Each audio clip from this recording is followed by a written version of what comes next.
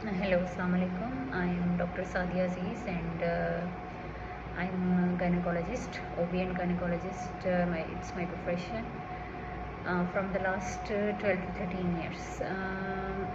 Reason for me to make this video because I have never felt so embarrassed and so ashamed that as a doctor how little our knowledge is about the nutrition and diet and its role in the management of the patient with multiple chronic disorders or new onset disorders. Unless we come across this disease, someone is suffering in the family or ourselves. So for me, what happened that I recently did my blood test, hemoglobin A1C, and it showed that I am in the pre-diabetic range. So that's when I got really scared and I started reading about it seriously and started looking into the situation. I consulted my medical specialist.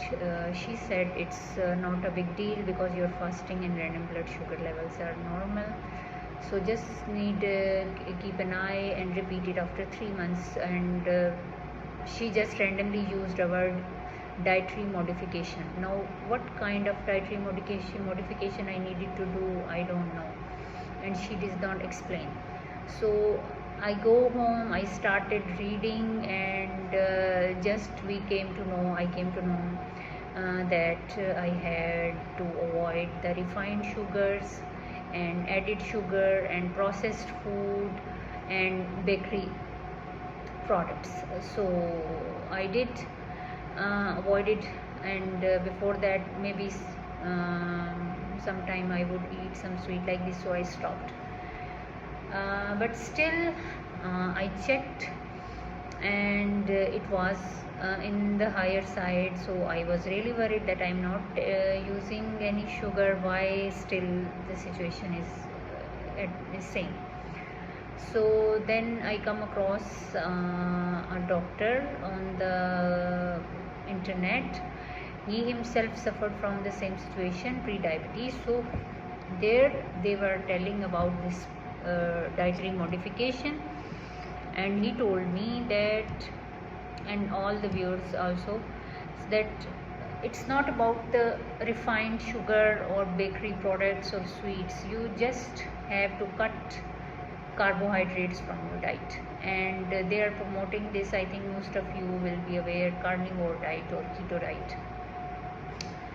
So in the form of whole grains, in the form of lentils, fruits, vegetables, so everything that has carbohydrate, the doctor he advised that either we have to normally if we take 200, it's recommended for us.